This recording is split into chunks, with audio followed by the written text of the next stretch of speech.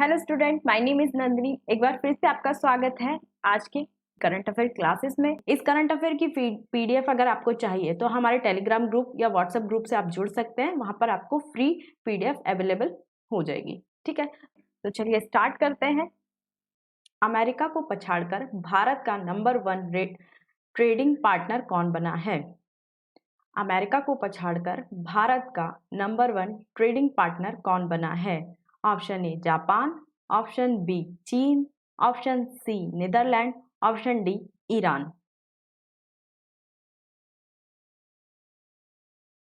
मतलब 2024 में अमेरिका को ट्रेडिंग पार्टनर होता है, जो व्यापार में ट्रेडिंग पार्टनर है, बिजनेस में जो हमारा ट्रेडिंग पार्टनर था अमेरिका, उसको पीछे किस देश ने छोड़ दिया है और भारत का ट्रेडिंग उस देश के साथ बढ़ गया है 2024 में।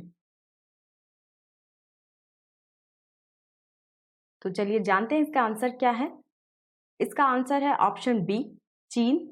Think tank global trade research initiative के आंकड़ों के अनुसार वित्त वर्ष 2023-24 में चीन संयुक्त राष्ट्र अमेरिका को इसने पीछे छोड़ दिया है और भारत का ट्रेडिंग पार्टनर बन गया है, भागीदार, व्यापारिक भागीदार बन गया है। जो चीन का मतलब ट्रेड है भारत के साथ वो 118.4 अरब डॉलर का रहा, जबकि जो अमेरिका है उसका 18.3 डॉलर रहा, जो 18.3 डॉलर से थोड़ा कम है ना। चीन सबसे बड़ा ट्रेडिंग पार्टनर बन गया है भारत का। ठीक है, तो अब बात करते हैं चीन की। तो यह चीन मैप में, ये चीन ये जो मैप है ये चीन का है। चीन की जो राजधानी है वो बीजिंग है और इसके जो राष्ट्रपति हैं, चीन की राजधानी क्या है? बीजिंग। इसके राष्ट्रपति जो है वो है शी जिनपिंग।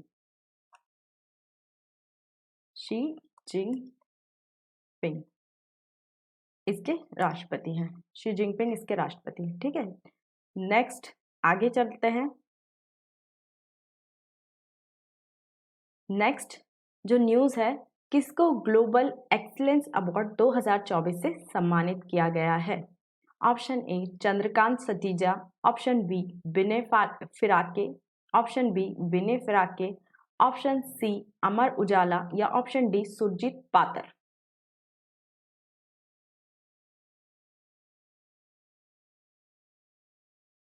किसको एक्सीलेंस अवार्ड 2024 से सम्मानित किया गया है? चंद्रकांत सतीजा, विनय फिराके, अमर उजाला या सुरजीत पातर।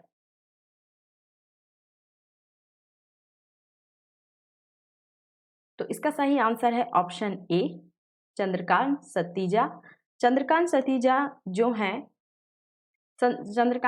जो होते हैं प्रसिद्ध शिक्षाविद हैं। मतलब ये काउंसलिंग प्रोवाइड करते हैं, चाहे किनको काउंसलिंग प्रोवाइड करते हैं? जो स्टूडेंट होते हैं उनको एडमिशन के लिए या फिर करियर काउंसलिंग, इन सब से रिलेटेड जो भी मार्गदर्शन प्रोवाइड करना होता है ये छात्रों को प्रोवाइड करते हैं और इन्हीं सब ने उन्होंने अपना पूरा जीवन समर्पित कर दिया है। ठीक है, तो मतलब छात्रों को मार्गदर्शन प्रदान करने में, छात्रों को गाइडलाइंस प्रोवाइड करने में इन्होंने बहुत अपना योगदान दिया है, इसलिए इनको ये ग्लोबल एक्सीलेंस अवार्ड 2024 दिया जा रहा है। ठीक है, तो ये कब दिया गया है? 12 मई को दिया गया है और मुंबई में एक अवार्ड का आयोजन हुआ था सहारा स्टार होटल में। ठीक है, तो ये अवार्ड इनको दिया गया है। शिक्षा क्षेत्र में छात्रों का मार्गदर्शन करने के लिए इन्हें यह अवार्ड प्रदान किया गया है। तो चलिए आगे बढ़ते हैं। नेक्स्ट क्वेश्चन है, नोबेल पुरस्कार विजेता लघु कथाओं के उत्कृष्ट क्राफ्टिंग के लिए प्रसिद्ध हैं। Option A Alice Munro, option B Lord Rayleigh, option C Philipp Lenard, option D J Thompson.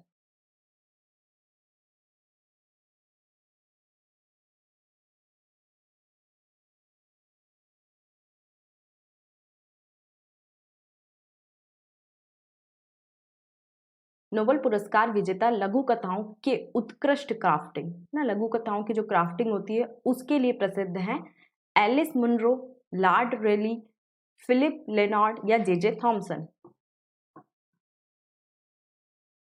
तो चलिए जानते हैं इसका सही आंसर। इसका सही आंसर है ऑप्शन ए एलिस मुनरो। अब ये न्यूज में है, क्यों? क्योंकि ये नोबेल पुरस्कार विजेता हैं और अभी हाल ही में 13 मई को इनका निधन हो गया है। ये है एलिस मुनरो। एलिस मुनरो हैं और इनका 13 मई को 92 वर्ष की आयु में इनका निधन हो गया है। इनको साहित्यिक जगत में नोबेल पुरस्कार से सम्मानित किया गया था, है ना। ये लेखिका हैं, ये क्वेश्चन पूछे जाते हैं। हाल ही में नोबेल पुरस्कार विजेता एलिस मुनरो का अभी निधन हुआ है, वो कौन थी? लेखिका थी, पत्रकार थी, ऐसे क्वेश्चंस बनते हैं एग्जाम में, तो आप लगा दीजिए लेखिका थी। ठीक है, नेक्स्ट क्वेश्चन है अंतर्राष्ट्रीय परिवार दिवस कब मनाते हैं या कब मनाया जाता है? ऑप्शन ए 15 मई, ऑप्शन बी 14 मई, ऑप्शन सी 13 मई या ऑप्शन डी 12 मई। अंतर्राष्ट्रीय परिवार दिवस, इंटरनेशनल डे ऑफ फैमिलीज, अंतर्राष्ट्रीय परिवार दिवस कब मनाया जाता है? ए बी सी डी, कौन सा ऑप्शन है? कमेंट पे आप आंसर लिख सकते हैं। 15 मई, 14 मई, 13 मई या 12 मई। इंटरनेशनल डे ऑफ फैमिलीज कब मनाया जाता है? तो चलिए जानते हैं इसका आंसर क्या है। इसका सही आंसर है ऑप्शन ए, 15 मई को अंतर्राष्ट्रीय परिवार दिवस, इंटरनेशनल डे ऑफ फैमिलीज मनाया जाता है। ठीक है, इसकी शुरुआत 1994 में की गई थी। किसके द्वारा की गई थी? संयुक्त राष्ट्र संघ के द्वारा इस जो दिवस की स्थापना की गई थी, है ना। 15 मई को हम अंतर्राष्ट्रीय परिवार दिवस मनाते हैं। क्यों मनाते हैं? मनाते हैं? विश्व को, मतलब विश्व में जितने भी लोग हैं उनके मध्य एकता स्थापित करने, विश्व हमारा परिवार है ना। लोगों की मदद, मतलब हम सबको मिलकर रहना चाहिए, वॉर वगैरह से दूर रहना चाहिए, सभी लोगों को एकता से रहना चाहिए। इन सभी भावनाओं को प्रोत्साहित करने के हर साल 15 मई को अंतर्राष्ट्रीय परिवार दिवस मनाया जाता है और इसकी शुरुआत 1994 से की गई थी।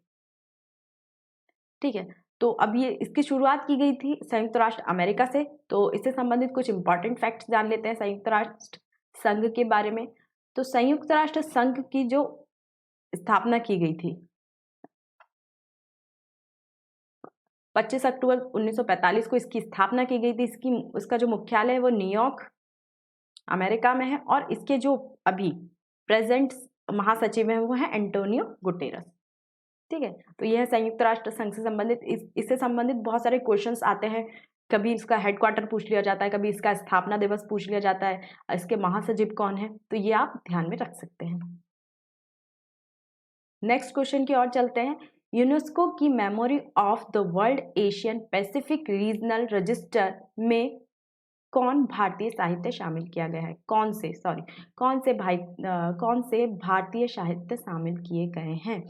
यूनेस्को की memory of the world Asian Pacific regional register में कौन सा भारतीय साहित्य शामिल किया गया है? Option A Ramcharitmanas, option B Panchatantra, option C Sahridaya Lokan या सभी, या ऑप्शन डी सभी। कौन सा भारतीय साहित्य शामिल किया गया है किसमें? UNESCO memory of world Asia Pacific regional register में कौन सा साहित्य को अभी शामिल किया गया है? रामचरितमानस, पंचतंत्र, सहृदय लोकन या प्रोक्त सभी। तो चलिए जानते हैं इसका सही आंसर है ऑप्शन डी। ऑप्शन डी इसका सही आंसर है। रामचरितमानस, पंचतंत्र और सहृदय लोकन, इन तीनों को ही इसमें शामिल किया गया है। ठीक है,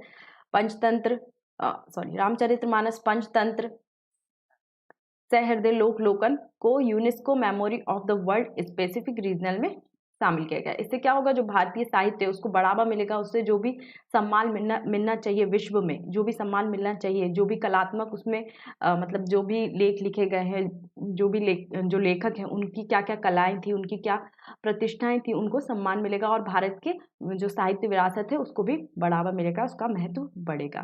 ठीक है, तो अब ये जो क्वेश्चन थे बुक्स जो इम्पोर्टेंट बुक्स होती हैं, चाहे वो हिस्ट्री से रिलेटेड हो, चाहे पॉलिटी से रिलेटेड हो या साहित्य से रिलेटेड हो, ये भी एग्जाम में कभी ना कभी पूछ ली जाती हैं। रामचरितमानस, पंचतंत्र, ये तो हजारों बार ही एग्जाम में पूछी गई हैं, तो आप इनके जो लेखक हैं इनको ध्यान में रख सकते हैं। तो जो तुलसीदास हैं, रामचरितमानस की रचना किसने की थी? तुलसीदास ने की थी, है ना। इन्होंने इसे हिंदी में कन्वर्ट किया था। उसके बाद पंडित विष्णु शर्मा ने पंचतंत्र की रचना की थी, पंचतंत्र को लिखा था। और जो सहृदय लोक लोकन के लेखक हैं वो हैं आनंद वर्धन आचार्य। ठीक है, तो आप ये याद रख सकते हैं, ये बुक्स हैं, अभी करंट में न्यूज़ में है, तो हो सकता है इनसे संबंधित कोई भी क्वेश्चन आपको एग्जाम में देखने को मिल सकता है। ठीक है, तो चलिए आगे बढ़ते हैं। नेक्स्ट क्वेश्चन है, वित्तीय वर्ष 2023-24 में भारतीय रिजर्व बैंक आरबीआई ने अपने सोने के भंडार में कितने प्रतिशत वृद्धि देखी? मतलब जो सोने का भंडार होता है, जो रिजर्व बैंक के पास आता है 2023-24 में, उसमें कितने प्रतिशत की वृद्धि देखी गई है? ऑप्शन ए 8.15%, ऑप्शन बी 7.85% या ऑप्शन सी 6.15% या डी 10.15%। कितने प्रतिशत की वृद्धि देखी गई है भारतीय रिजर्व बैंक के सोने भंडार में, सोने के भंडार में? ए बी सी कौन सा ऑप्शन है, आप इसमें कमेंट में लिख सकते हैं इसका आंसर।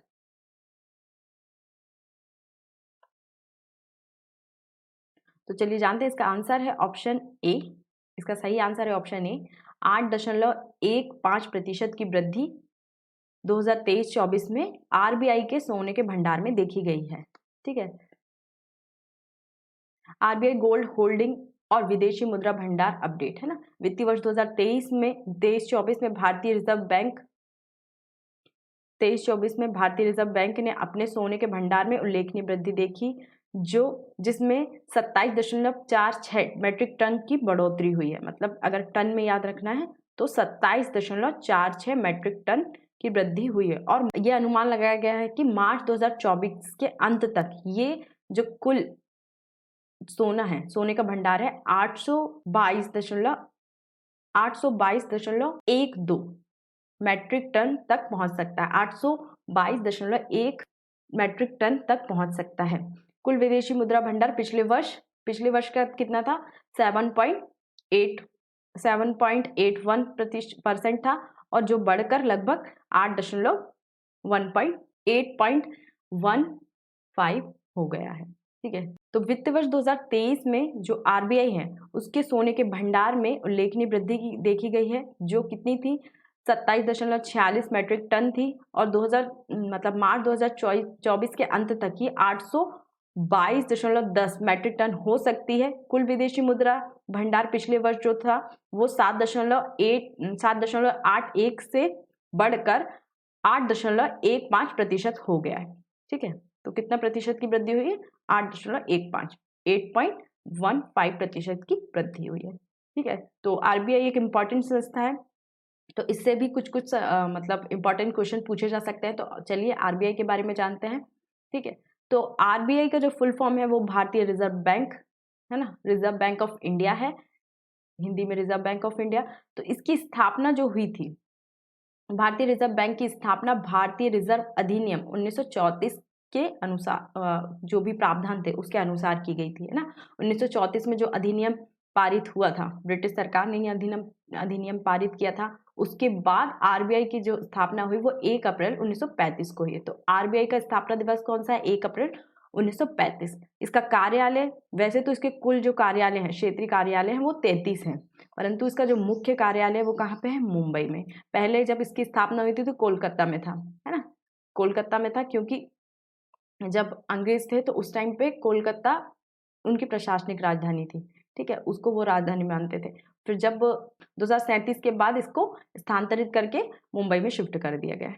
ठीक है, तो क्या है? आरबीआई का स्थापना दिवस 1 अप्रैल 1935। ठीक है, इसका मुख्यालय है मुंबई में। ठीक, मुंबई में कब शिफ्ट हुआ? 1937 में। नेक्स्ट, मूडीज रेटिंग ने मार्च 2025 फाइनेंशियल ईयर 2025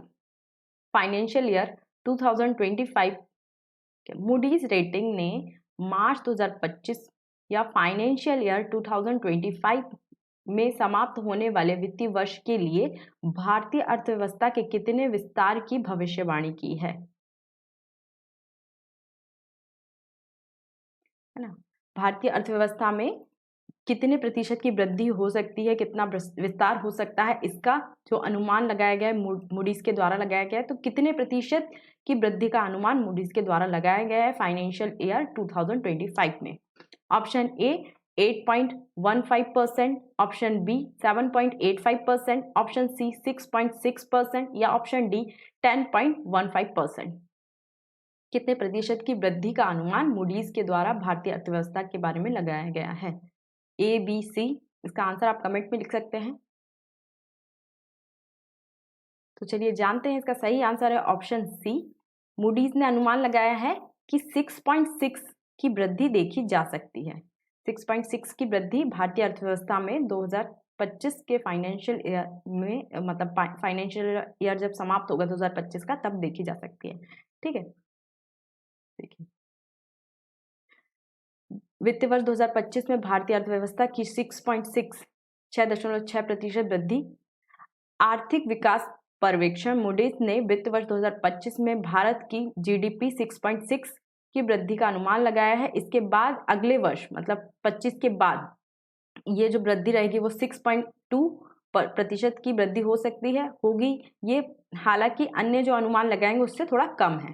ठीक है, संयुक्त राष्ट्र संघ ने 25 मई को विश्व फुटबॉल दिवस के रूप में मनाने की घोषणा की है। तो कुछ इंपॉर्टेंट फैक्ट्स जानते हैं संयुक्त राष्ट्र संघ के बारे में। संयुक्त राष्ट्र संघ की स्थापना 1944 में की गई थी। इसका मुख्यालय है न्यूयॉर्क में तथा इसके जो महासचिव हैं वो है एंटोनियो गुटेरस। नेक्स्ट जो न्यूज है वो हिंदुस्तान शिपयार्ड लिमिटेड से संबंधित है। इसके जो कमांडर हैं हेमंत खत्री को पीएसयू समर्पण पुरस्कार से सम्मानित किया गया है। ये पीएसयू समर्पण पुरस्कार देश की प्रगति में अपने महत्वपूर्ण योगदान के लिए दिया जाता है। नेक्स्ट जो न्यूज है वो नासा से संबंधित है। नासा ने चंद्रमा पर पहला रेलवे स्टेशन या पहला रेलवे सिस्टम स्थापित करने की घोषणा की है, जिसे उन्होंने फ्लोट नाम दिया है। तो चलिए जानते हैं नासा से संबंधित कुछ इंपॉर्टेंट फैक्ट। नासा अमेरिका की अंतरिक्ष एजेंसी है, स्पेस एजेंसी, जिसका जो गठन हुआ था, जिसकी स्थापना 1958 में की गई थी। 1958 में इसकी स्थापना की गई थी तथा इसका जो हेडक्वार्टर है वॉशिंगटन डीसी में इसका हेडक्वार्टर है। नेक्स्ट न्यूज ईरान व भारत के मध्य हुए एक समझौते से संबंधित है। ईरान और भारत के मध्य 10 वर्ष का समझौता हुआ है, जिसके अनुसार जो चाबहार बंदरगाह है, ईरान की चाबहार बंदरगाह का संचालन भारत को 10 वर्षों के लिए मिल गया है। ये क्यों किया गया है? जो अंतर्राष्ट्रीय व्यापार को बढ़ावा देने के लिए और भारत के कुछ राष्ट्रीय हितों को पूर्ति की उद्देश्य के लिए ये समझौता किया गया है। तो ये मैप में ही ईरान की जो कैपिटल है वो है तेहरान और इसके जो राष्ट्रपति हैं वो है इब्राहिम रईसी, इसके राष्ट्रपति। तो पेरिस ओलंपिक में क्वालिफाई करने वाले पहले भारतीय पुरुष बन गए हैं अमन शेरावत। इससे पहले पेरिस ओलंपिक में क्वालिफाई करने वाली जितने भी खिलाड़ी थे वो फीमेल थे। नेक्स्ट न्यूज है वो इसरो से संबंधित है। इसरो भारतीय अंतरिक्ष अनुसंधान ने अपने नए इंजन का सफलतापूर्वक परीक्षण किया है। कहाँ किया है? तमिलनाडु में किया है। किसका किया है? PS4। हमने अभी इससे पहले वाली क्लास में पढ़ा है कि इसरो ने एक PS4 नया इंजन बनाया है। ये एक लिक्विड इंजन है, मतलब लिक्विड जो फ्यूल होता है उस पर रन करता है। किस पे?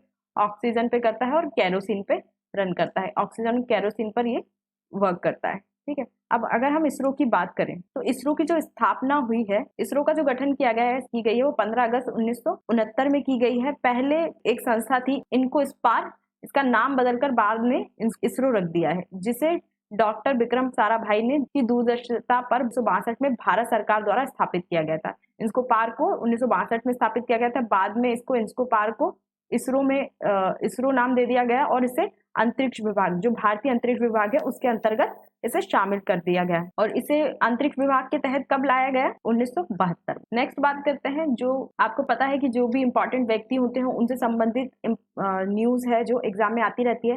तो जो नेक्स्ट जो न्यूज है उनसे संबंधित है। जो अमर उजाला है, एक कवि, प्रसिद्ध कवि अमर उजाला का अभी निधन हुआ गया है। ये पद्मश्री से सम्मानित किए गए थे। इनका निधन अभी हाल ही में हुआ, 12 मई को इनका निधन हुआ। नेक्स्ट न्यूज पे चलें तो नेक्स्ट न्यूज पर बात करें। नेक्स्ट जो न्यूज है वो एक दिवस मनाया गया, अंतर्राष्ट्रीय नर्स दिवस से संबंधित है, जो 12 मई को मनाया गया है। अंतर्राष्ट्रीय नर्स दिवस क्यों मनाया जाता है? जो नर्सेस होती हैं वो निस्वार्थ अपना कर्म करती हैं, उनका समर्पण रहता है इस पेशेंट्स के प्रति, उनके योगदान को मतलब उनके योगदान को महत्व देने के लिए हर साल अंतर्राष्ट्रीय नर्स दिवस मनाया जाता है 12 मई को। और ये मनाया जाता है जो फ्लोरेंस नाइटिंगेल है की जयंती पे मनाया जाता है। फ्लोरेंस नाइटिंगेल को the lady with the lamp के नाम से भी जाना जाता है। ठीक है, ये क्वेश्चन बहुत ज्यादा आया है, बहुत बार पूछा गया है एग्जाम में। लेडी विद द लैम्प किसे कहा जाता है? तो फ्लोरेंस नाइटिंगेल को लेडी विद द लैम्प कहा जाता है। नेक्स्ट जो न्यूज है वो अगेन एक जो डे मनाया गया है उससे संबंधित है, international day of plant health. मतलब जो पौधे हैं उनके स्वास्थ्य से संबंधित जितनी भी मतलब रोग हैं उसके प्रति जागरूकता लाने के लिए, लोगों में उनके प्रति जागरूकता लाने के लिए हर साल 12 मई को इंटरनेशनल प्लांट डे मनाया जाता है। मतलब कि जो पेड़ पौधे होते हैं वो सजीव हैं, हम पढ़ते हैं कि पेड़ पौधों में भी जान होती है, तो उन्हें भी बहुत सारे रोगों से वो ग्रसित हो जाते हैं, फिर बाद में उनकी मृत्यु हो जाती है या फिर वो सूख जाते हैं। ठीक है, और ऐसे बहुत सारे पौधे हैं जैसे कि खाद्य पदार्थ है ना, खाद्य पदार्थ में भी ऐसे बहुत सारे कीड़े या रोग लग जाते हैं जिससे खाद्य फसलें खराब हो जाती हैं और भूखमरी पड़ जाती है ना, भूखमरी या फिर अकाल की स्थिति पैदा होती है। इन्हीं सब समस्याओं को ध्यान में रखकर इस बार का international day of plant health 2024 मनाया गया है, जिसका थीम था पादप स्वास्थ्य सुरक्षित व्यापार डिजिटल प्रौद्योगिकी। मतलब plant health safe trade and digital technology इस बार की थीम थी।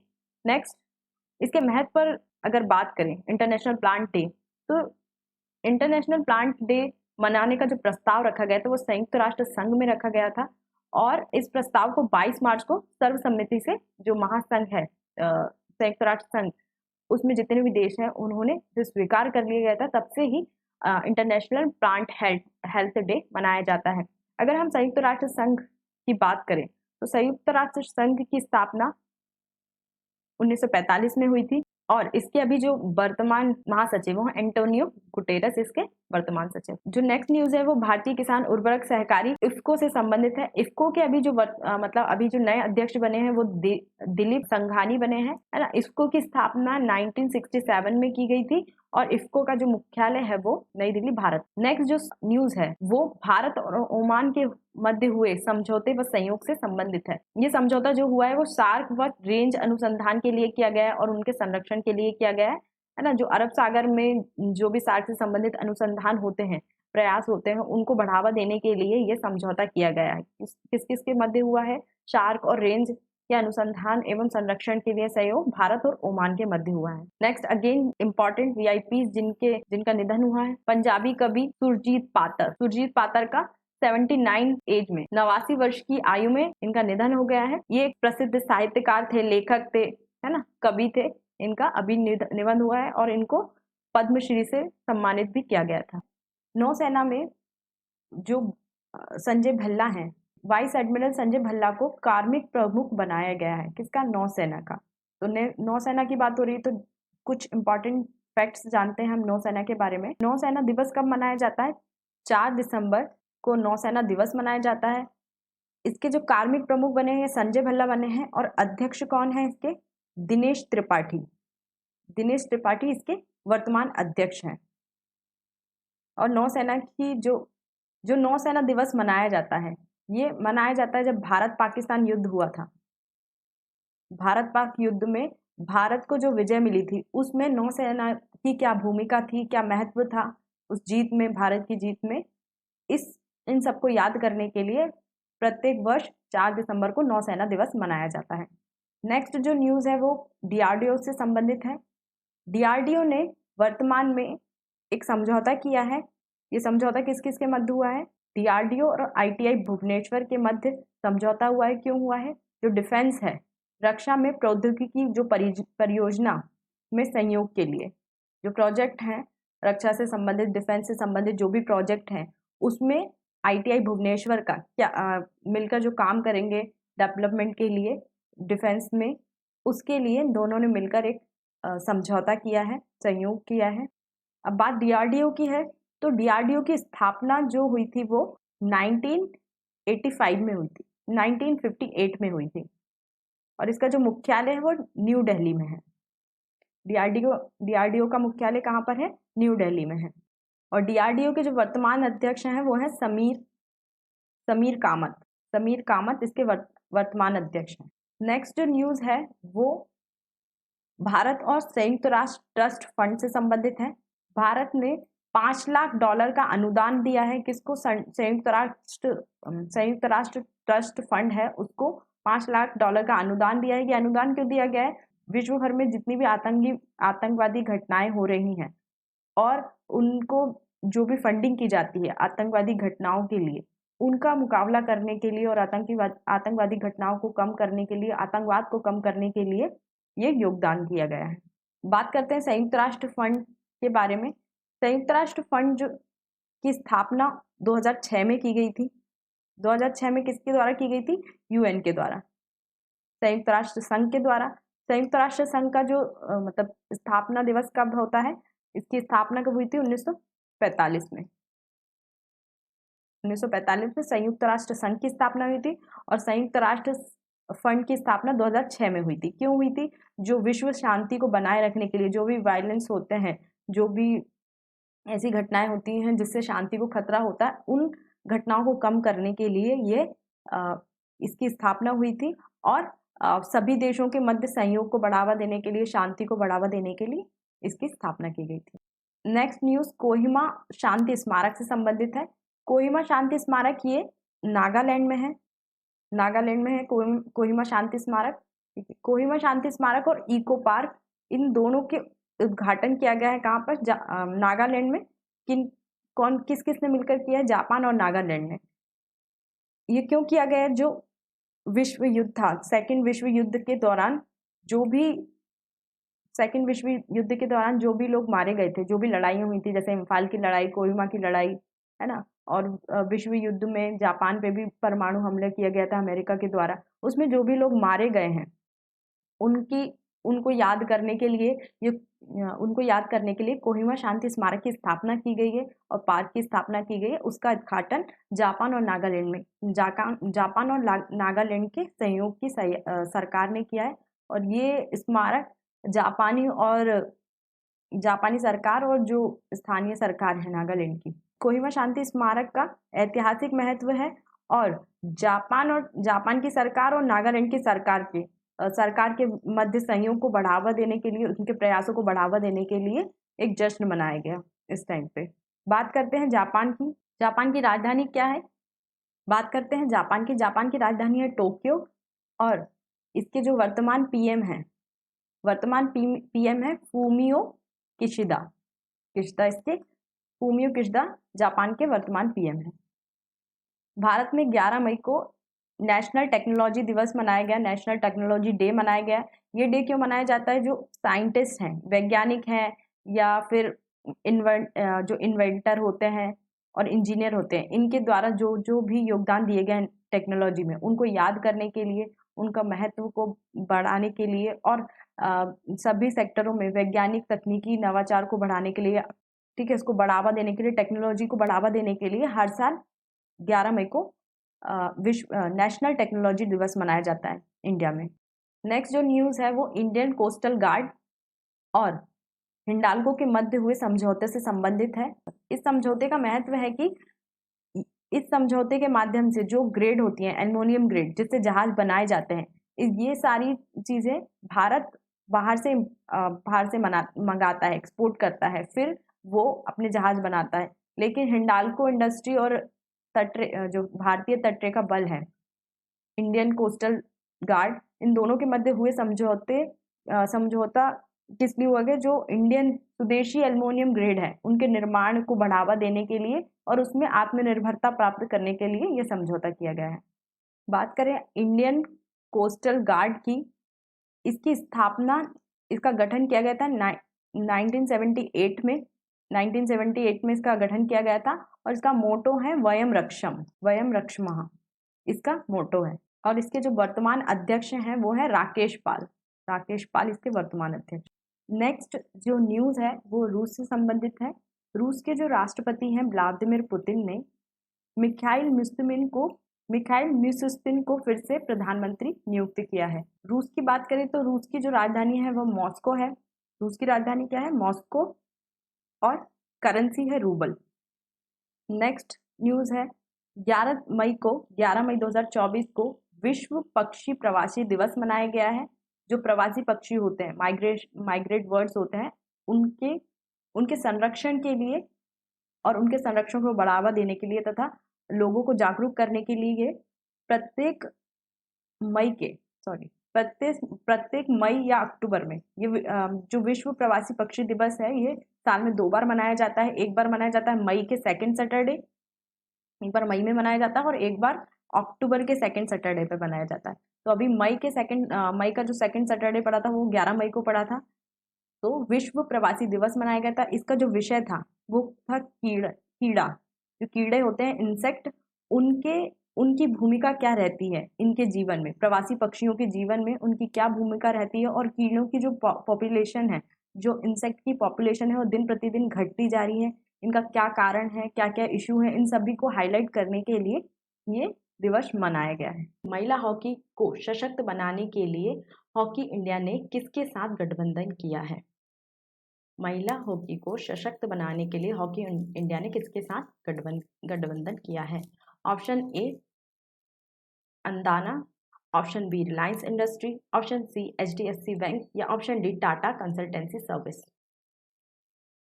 इंडिया महिला हॉकी टीम, जो इंडिया हॉकी ने, है ना, किसके साथ गठबंधन किया है? हॉकी इंडिया ने किसके साथ गठबंधन किया है? अंदाना, रिलायंस इंडस्ट्री, HDFC बैंक या टाटा कंसल्टेंसी।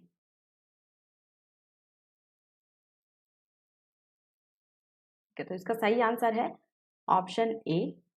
ऑप्शन ए इसका सही आंसर है। ठीक है, ये अंदाना है, ये Coca Cola, India Coca Cola है। ठीक है, इसको अंदाना बोला जाता है। महिला हॉकी को सशक्त बनाने के लिए हॉकी इंडिया ने कोका कोला इंडिया के साथ मिलाया हाथ। ठीक है, तो ये कोका कोला इंडिया को किस नाम से जाना जाता है? अंदाना के नाम से जाना जाता है। ठीक है, अंदाना कोका कोला इंडिया फाउंडेशन ने राष्ट्रीय महिला हॉकी लीग 2024 के लिए हॉकी इंडिया के साथ अपना पहला गठबंधन बनाया। ठीक है, इस संयोग का उद्देश्य क्या है? जो महिला खिलाड़ी होती हैं, उनको मतलब खेल के लिए जो भी संसाधन चाहिए, जो भी रिसोर्सेज चाहिए, जो भी उनको आवश्यक रिसोर्सेज चाहिए, उसके लिए उनको सहायता प्रदान करने के लिए जो महिला हॉकी प्लेयर हैं, उनको इसके लिए सहायता प्रदान करने के लिए, और जो लैंगिक समानता, मतलब कि आप जानते हैं कि हमारे देश में उतने अवसर महिला खिलाड़ी को नहीं मिलते हैं जितने कि पुरुष खिलाड़ियों को मिलते हैं। ठीक है, तो लैंगिक समानता को स्थापित करने के लिए भी ये संयोग या फिर समझौता किया गया या गठबंधन किया गया है। ठीक है, तो ये कोका कोला इंडिया की एक पहल है, #SheTheDifferent, है ना, इसके अंतर्गत इस गठबंधन को किया गया है। ठीक है, #SheTheDifferent अभियान के मध्य से खेल और लैंगिक समानता के प्रति प्रतिबद्धता के साथ मेल खाता है। ठीक है, तो आप ये क्वेश्चन पूछा जा सकता है एग्जाम में कि #SheTheDifferent किसका अभियान है? ठीक है, तो ये किसका? कोका कोला का अभियान है, कोका कोला इंडिया का। ठीक है, चलते हैं नेक्स्ट क्वेश्चन पर। अंतरराष्ट्रीय प्रकाश दिवस कब मनाया गया? अंतरराष्ट्रीय प्रकाश दिवस कब मनाया गया? इंटरनेशनल डे ऑफ लाइट 2024 कब मनाया गया? ऑप्शन ए 15 मई, ऑप्शन बी 16 मई, ऑप्शन सी 14 मई या ऑप्शन डी 13 मई। इंटरनेशनल डे ऑफ लाइट 2024 कब मनाया गया? ठीक है, तो इसका सही आंसर है ऑप्शन बी, 16 मई को इंटरनेशनल डे ऑफ लाइट मनाया गया। ठीक है, ये क्यों मनाया गया है? ये मनाया गया है जो लेज़र का, इसमें 16 मई को लेज़र का सफल संचालन किया गया था। मतलब लेज़र का जो संचालन होता है 16 मई को 1990 में इसका सफल संचालन किया गया था। किसके द्वारा किया गया था? थियोडोर मैनन के द्वारा। ठीक है, तो इसी दिन को यादगार बनाने के लिए हर वर्ष 16 मई को इंटरनेशनल डे ऑफ लाइट मनाया जाता है। और और भी इसके रीज़न है, जैसे प्रकाश के हमारे जीवन में प्रकाश का क्या महत्व है, विज्ञान में, संस्कृति में, कला में, शिक्षा में मतलब प्रकाश की क्या भूमिका रहती है, उस पर प्रकाश डालने के लिए, उसके महत्व को बताने के लिए हर साल 16 मई को ये इंटरनेशनल डे ऑफ लाइट मनाया जाता है। ठीक है, चलते हैं नेक्स्ट क्वेश्चन पे। भारत जिम्बाब्वे संयुक्त व्यापार समिट का तीसरा सत्र कहाँ आयोजित किया गया या कहाँ संपन्न किया गया? भारत जिम्बाब्वे संयुक्त राष्ट्र व्यापार समिट का तीसरा सत्र कहाँ संपन्न किया गया? Option A Uttarakhand, option B Arunachal Pradesh, option C Sikkim, option D नई दिल्ली।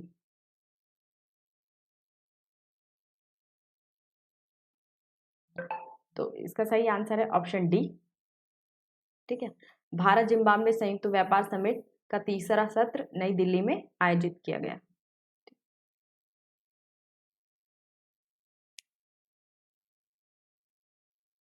भारत जिम्बाब्वे संयुक्त व्यापार समिति का आयोजन व्यापार समिति के तीसरा सत्र का आयोजन कहाँ किया गया है? नई दिल्ली में किया गया है।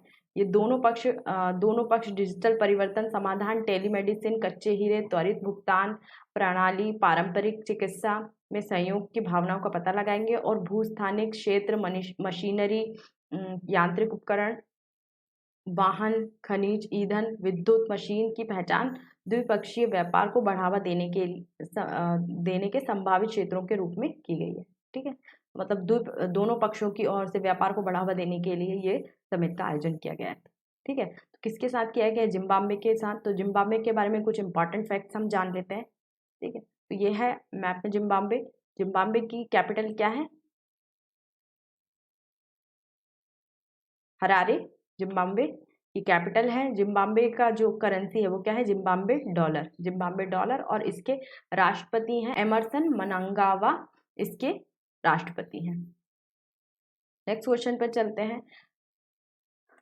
नागरिकता संशोधन कानून CAA के तहत पहली बार कितने लोगों को भारतीय नागरिकता दी गई? ठीक है, अभी जो सिटीजन अमेंडमेंट एक्ट आया है उसके तहत कितने लोगों को ये नागरिकता, भारत की नागरिकता प्रदान की गई है? Option A 15, option B 16, option C 14 या ऑप्शन डी 13। तो इसका सही आंसर है ऑप्शन सी 14 शरणार्थी को भारत ने जो सिटीजन अमेंडमेंट एक्ट होता है उसके द्वारा नागरिकता प्रदान की है। कितने? 14 को। ठीक है, तो ये सिटीजन अमेंडमेंट एक्ट कब लागू हुआ, कब लाया गया? 11 मार्च को लाया गया था 2024 में। ठीक है, और इसके 2-3 महीने बाद अभी 14 लोगों को, 14 जो शरणार्थी हैं, है ना, 14 शरणार्थियों को मतलब भारत की नागरिकता दी गई है। और ये किसके द्वारा दी गई है? जो गृह सचिव हैं, हमारे गृह सचिव अजय कुमार भल्ला के द्वारा इनको नागरिकता सर्टिफिकेट दिए गए। जो 14 लोग हैं इनको नागरिकता सर्टिफिकेट दिए गए। ठीक है, आगे बढ़ते हैं। विश्व महिला एकल रैंकिंग में टॉप 25 में प्रवेश करने वाली पहली महिला टेनिस खिलाड़ी कौन बनी है? विश्व महिला एकल रैंकिंग में टॉप 25 में प्रवेश करने वाली पहली भारतीय महिला टेनिस खिलाड़ी कौन बनी है? Option A Sania Mirza, option B Manika Batra, option C Karman Kaur Thandi या ऑप्शन डी रश्मि चक्रवर्ती। तो इसका सही आंसर है ऑप्शन बी मनिका बत्रा। ठीक है, ये टॉप 5 में प्रवेश करने वाली पहली महिला भारतीय खिलाड़ी बन गई हैं। तो ये है इमेज में, जो आपको इमेज दिख रही है ये मनिका बत्रा की है। ठीक है, ये मनिका बत्रा है, भारतीय टेनिस स्टार खिलाड़ी। मनिका बत्रा ने इतिहास रच दिया है। मनिका बत्रा का टेबल टेनिस की रैंकिंग में टॉप 5 में पहुंचने वाली पहली भारतीय महिला प्लेयर बन गई हैं। ठीक है, इनकी जो रैंकिंग थी पहले क्या थी? 39 रैंकिंग थी, अभी कितनी हो गई? 25। ठीक है, आगे बढ़ते हैं। हर वर्ष किस दिन को सिक्किम राज्य दिवस के रूप में मनाया जाता है? हर वर्ष किस दिन सिक्किम राज्य दिवस के रूप में मनाया जाता है? सिक्किम का राज्य दिवस कब मनाया जाता है? 15 मई, 16 मई, 14 मई या 13 मई? आप वीडियो को देख के कमेंट करेंगे तो अच्छा रहेगा, हमें भी प्रोत्साहन मिलेगा इस वीडियो को बनाने में कि आपको इंटरेस्ट आ रहा है, जो भी कंटेंट हम प्रोवाइड कर रहे हैं उसमें आपका क्या फीडबैक है, आप ये भी हमें कमेंट में लिख सकते हैं, ठीक है। और इतनी मेहनत से हम वीडियो बनाते हैं तो प्लीज़ एक बार लाइक कर दीजिए और चैनल को प्लीज़ सब्सक्राइब भी कीजिए, ठीक है। तो चलिए जानते हैं इसका सही आंसर क्या है। इसका सही आंसर है ऑप्शन बी, ठीक है। सिक्किम का राज्य दिवस कब मनाया गया? 16 मई को, हाल ही में, ठीक है। अब क्यों मनाया गया? क्योंकि सिक्किम को 16 मई मतलब सिक्किम राज्य दिवस क्यों मनाया जाता है? क्योंकि सिक्किम पहले भारत और जब भारत पाकिस्तान का विभाजन हुआ तो ये भारत और पाकिस्तान दोनों से ही एक स्वतंत्र देश था, पर सिक्किम को भारत के साथ रहने में, भारत के साथ उसको जुड़ने में फायदा दिख रहा था। क्यों? क्योंकि सिक्किम एक बहुत छोटा सा देश था और अगर वो अकेले रहता तो हो सकता है चीन या फिर पहले जो पूर्वी पाकिस्तान था, है ना, वो भी इस पर कब्जा कर सकते थे, है ना। जो छोटा सा देश था तो इसकी जो आंतरिक सुरक्षा वो भी खतरे में थी। तो आंतरिक सुरक्षा को देखते हुए सिक्किम ने भारत के साथ क्या कर लिया? भारत के साथ एक गठबंधन करके और भारत का 22वां राज्य बन गया, ठीक है। इसका आप ऐतिहासिक महत्व ये लिखा हुआ है, पढ़ सकते हैं। तो बात चल रही सिक्किम की, तो ये पूर्वी राज्य है भारत का, तो इससे बहुत सारी इंपॉर्टेंट फैक्ट आपको एग्जाम में पूछे जा सकते हैं, तो हम उनके बारे में बात करते हैं। तो ये है मैप में सिक्किम की जो राजधानी है वो क्या है? गंगटोक। और सिक्किम के मुख्यमंत्री हैं पवन कुमार चालिंग और इसके जो राज्यपाल हैं वो है श्री लक्ष्मण प्रसाद आचार्य और ये 17वें राज्यपाल हैं सिक्किम के। तो आगे बढ़ते हैं। नेक्स्ट क्वेश्चन, किस भारतीय फुटबॉलर ने अंतर्राष्ट्रीय फुटबॉल से संन्यास की घोषणा की है? Option A Mukhtar Dahri, option B Ferenc Puskas, या ऑप्शन सी अली मफखोद, या ऑप्शन डी सुनील छेत्री। किस भारतीय फुटबॉलर ने अंतर्राष्ट्रीय फुटबॉल से संन्यास लेने की घोषणा कर दी है? ए बी सी डी, कौन सा आंसर है आप कमेंट में लिख सकते हैं। मुख्तार डहरी, फेरेंग पुस्कास, अली मफखोद या सुनील छेत्री। तो चलिए आंसर जानते हैं। इसका सही आंसर है ऑप्शन डी, ठीक है। सुनील छेत्री ने अभी हाल ही में भारतीय फुटबॉल के जो कप्तान हैं ने अंतर्राष्ट्रीय फुटबॉल से संन्यास की घोषणा कर दी है। जून में कुवैत के खिलाफ जो मुकाबला होगा उसमें संन्यास लेंगे, ठीक है, खिलाफ मुकाबले में संन्यास ले लेंगे। देश के 85वें शतरंज ग्रैंड मास्टर कौन बने हैं? देश के 85वें शतरंज ग्रैंड मास्टर कौन बने हैं? Option A Vishwanath Anand, option B Dibyendu Barua, option C Praveen Thippe, या ऑप्शन डी श्याम निखिल। 85वें शतरंज के ग्रैंड मास्टर कौन बने हैं? इसका सही आंसर है ऑप्शन डी श्याम निखिल। श्याम निखिल 85वें शतरंज के ग्रैंड मास्टर बने हैं। ये तमिलनाडु से हैं। तमिलनाडु के पी श्याम निखिल 85वें ग्रैंड मास्टर बने हैं और ये 8 वर्ष की आयु से ही मतलब शतरंज खेल रहे हैं, ठीक है। तो ये 85वें थे। तो अब हम जानते हैं कि पहले ग्रैंड मास्टर कौन थे। तो पहले भारत के पहले जो ग्रैंड मास्टर थे वो विश्वनाथ आनंद थे। ये भी तमिलनाडु से थे और ये 1988 में मतलब पहले ग्रैंड मास्टर बने थे। ऐसा माना जाता है कि शतरंज की उत्पत्ति ऐसा माना जाता है कि शतरंज की उत्पत्ति भारत के जो एक खेल है, भारत में पहले खेला जाता था चतुरंगा, इससे हुई है, ठीक है। और जो पहले ग्रैंड मास्टर है हमारे विश्वनाथ आनंद, ये 1988 में बने थे और इन्होंने 82 ग्रैंड मास्टर को बनाया। मतलब 82 जो ग्रैंड मास्टर अभी तक बने हैं वो इनकी ट्रेनिंग के अंडर बने हैं, ठीक है। तो नेक्स्ट क्वेश्चन है, खान मंत्रालय ने खनन कार्यशाला का आयोजन कहाँ किया है? खान मंत्रालय ने खनन कार्यशाला का आयोजन कहाँ किया है? Option A Mumbai, option B नई दिल्ली, ऑप्शन सी अहमदाबाद, या ऑप्शन डी भोपाल। तो इसका सही आंसर है ऑप्शन ए, मुंबई में खनन मंत्रालय के द्वारा एक खनन कार्यशाला का आयोजन किया गया था, ठीक है। ये 15 मई को किया गया था। खान मंत्रालय ने 15 मई को नई दिल्ली में अपतटीय खनन एक कार्यशाला का आयोजन किया गया था। और इसके मतलब किसके द्वारा किसके नेतृत्व में किया गया था? जो खनन मंत्रालय के सचिव हैं श्री BL कामथा, उनके नेतृत्व में इस खनन कार्यशाला का आयोजन किया गया था। ठीक है, अब इस मतलब ये कार्यशाला का आयोजन क्यों किया गया था कि क्योंकि खनन से बहुत सारे रोजगार पैदा होते हैं, ऊर्जा प्रदान करके देश के लिए रणनीति लाभ मतलब ऊर्जा प्रदान करके देश के लिए कुछ लाभ प्रदान करना, विकास को बढ़ावा देना, उसमें खनन का क्या क्या योगदान है, क्या महत्व है उद्योग में, रोजगार में, ऊर्जा उत्पादन में, इन सब में खनन का क्या योगदान है, इन सबको बढ़ावा देने के लिए इस महत्व को मतलब इस महत्व को उजागर करने के लिए ये खनन कार्यशाला का आयोजन किया गया था। ठीक है, तो चलिए आगे बढ़ते हैं, नेक्स्ट क्वेश्चन पे चलते हैं। पूर्व सैनिक कल्याण विभाग, पूर्व सैनिक मतलब जो रिटायर हो गए हैं, पूर्व सैनिक कल्याण विभाग ने समाधान अभियान का आयोजन कहाँ किया है? ऑप्शन ए नई Delhi, option B Mumbai, option C Bengal Darjeeling, या ऑप्शन डी भोपाल मध्य प्रदेश। ठीक है, ये समाधान अभियान का आयोजन कहाँ किया गया है? नई दिल्ली, मुंबई, बंगाल दार्जिलिंग या भोपाल मध्य प्रदेश। तो चलिए इसका सही आंसर जानते हैं। इसका सही आंसर है ऑप्शन सी, है ना। बंगाल के दार्जिलिंग में एक जो पूर्व सैनिक होते हैं, पूर्व सैनिक विभाग ने बेंगडुग्गी एक जगह का नाम है दार्जिलिंग में, वहां पर समाधान अभियान का आयोजन किया है।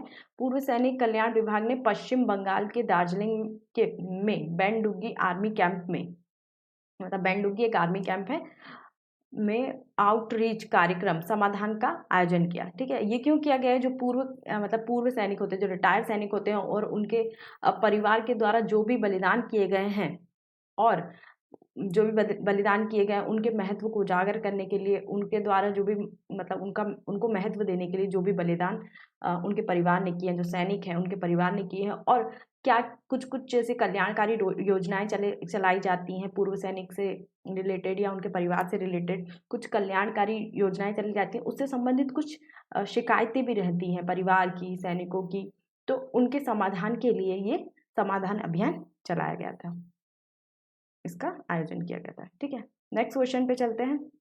भारत की सबसे बड़ी विकास कौशल योजना किसने आयोजित किया, उद्घाटन किया, है ना। भारत की सबसे बड़ी विकास कौशल प्रतियोगिता का आयोजन या उद्घाटन किसने किया? Option A Shri Rajesh Verma, option B Atul Kumar Tiwari, option C Shri Manoj Ahuja, या ऑप्शन डी सुनील कुमार गुप्ता। इसका उद्घाटन किसके द्वारा किया गया था सबसे बड़ी कौशल विकास प्रतियोगिता का? हमने से पहली वाली क्लास में पढ़ा था कि इसका जो उद्घाटन है वो नई दिल्ली में किया है, लेकिन किसने किया है उसके बारे में आपको बताना है। तो चलिए जानते हैं इसका सही आंसर क्या है। इसका सही आंसर है ऑप्शन बी, श्री अतुल कुमार तिवारी, के तिवारी भी बोलते हैं, है ना, शॉर्ट में। स्किल इंडिया प्रतियोगिता 2024 के आयोजक 4 दिवसीय स्किल इंडिया प्रतियोगिता 2024 का आयोजन राष्ट्रीय कौशल विकास निगम द्वारा किया गया और NSDC केंद्रीय कौशल विकास और उद्यमिता मंत्रालय के तहत एक शीर्ष कौशल विकास एजेंसी है। ठीक है, तो मतलब कि इनडायरेक्टली जो उद्यमिता मंत्रालय के द्वारा किया गया है, उद्यमिता मंत्रालय के जो सचिव है वो कौन है? अतुल कुमार तिवारी। तो अतुल कुमार तिवारी के द्वारा इसका उद्घाटन किया गया था। ठीक है, तो ये थे ये हैं एक सचिव हैं उद्यमिता मंत्रालय के। ठीक है, उद्यमिता केंद्रीय कौशल विकास और उद्यमिता मंत्रालय के सचिव हैं अतुल कुमार तिवारी। ठीक है, तो हम जानते हैं कि देश के कौन कौन से सचिव इंपॉर्टेंट हैं जो एग्जाम में पूछे जाते हैं। ठीक है, तो पहले जो सचिव हैं वो है राजेश वर्मा, ये राष्ट्रपति के सचिव हैं। श्री राजेश वर्मा ये कौन है? राष्ट्रपति के सचिव।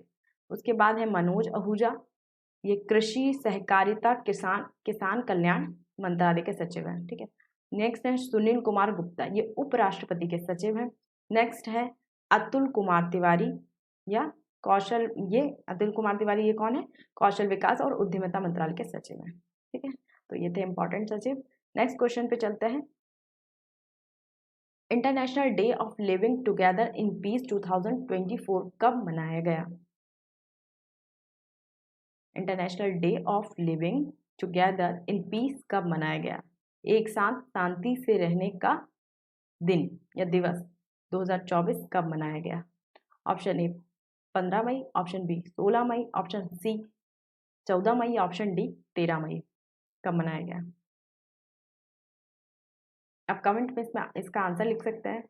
ठीक है, आप जितना कमेंट में लिखेंगे वो आपको हमेशा याद रहेंगे। अगर आप कमेंट में आंसर लिखते हैं किसी भी क्वेश्चन का, जो भी आपको यहाँ पे क्वेश्चन क्विज प्रोवाइड किया जाता है, अगर उनका कमेंट में आप एक बार आंसर लिख देते हैं, जब भी एग्जाम में अगर उससे रिलेटेड कोई भी क्वेश्चन आपके सामने आता है तो आप इजीली उसको रिमेंबर कर पाएंगे कि ये क्वेश्चन का मैंने आंसर वहाँ दिया था। ठीक है, तो आपके वो जो कॉन्शियस माइंड में वो आंसर फिट हो जाएगा। ठीक है, तो आप ज़्यादा से ज़्यादा कमेंट में आंसर देने की कोशिश कीजिए। ठीक है, तो चलिए जानते हैं इसका सही आंसर क्या है। इसका सही आंसर है ऑप्शन बी, 16 मई को international day living together in peace 2024 मनाया गया। किसके द्वारा मतलब इसको इसके मनाने की पहल किसके द्वारा की गई थी? यूएन के द्वारा की गई थी। जो संयुक्त राष्ट्र संघ है, यूएनओ है ना, उसके द्वारा की गई थी। और यूएनओ का गठन कब हुआ था? इसकी स्थापना 1945 में हुई थी।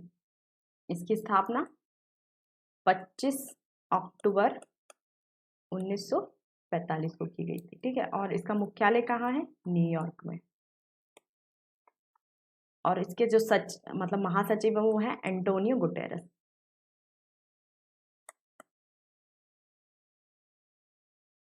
एंटोनियो गुटेरेस इसके सचिव हैं। तो ये था जो यूएन है उसके द्वारा international day of living together in peace मनाने की पहल स्टार्ट की गई थी। और ये अभी 16 मई को रिसेंटली मनाया गया। अभी क्यों मनाया जाता है इसके बारे में हम जानते हैं। International day of living together in peace 2024 16 मई को मनाया गया। ये मनाया जाता है, क्यों मनाया जाता है? विश्व में शांति स्थापित करने के लिए, है ना। बीच हमारे हम जानते हैं दुनिया में अलग अलग प्रकार के लोग रहते हैं, है ना। उनके मध्य एकता, शांति, वो सहअस्तित्व से रहें, खुद भी रहें, दूसरों को भी रहें, दूसरों हर एक व्यक्ति दूसरे व्यक्ति का क्या करे? सम्मान करे, दूसरे समुदाय का सम्मान करे। इससे क्या होगा? शांति बनी रहेगी विश्व में, युद्ध कम होंगे। इसलिए ये डे मनाया जाता है, ये दिवस हर साल 16 मई को मनाया जाता है। ठीक है, international day of living together. तो ये था आज का सेशन करंट अफेयर का। आई होप आपको जो भी कंटेंट मैं दे रही हूँ आपको पसंद आया होगा। ठीक है, तो इससे संबंधित अगर आपको नोट्स चाहिए तो आप हमारे टेलीग्राम ग्रुप या व्हाट्सएप ग्रुप से जुड़ सकते हैं। आपको वहाँ पे डेली पीडीएफ मिल जाएगी। ठीक है, तो अगर आपको वीडियो पसंद आई सब्सक्राइब कीजिए, लाइक करना ना भूलिए, और कमेंट जितने जितने ज़्यादा हो तो आप कीजिए ताकि हमें भी प्रोत्साहन मिले और वीडियो बनाने का। ठीक है, तो आज के सेशन में इतना ही।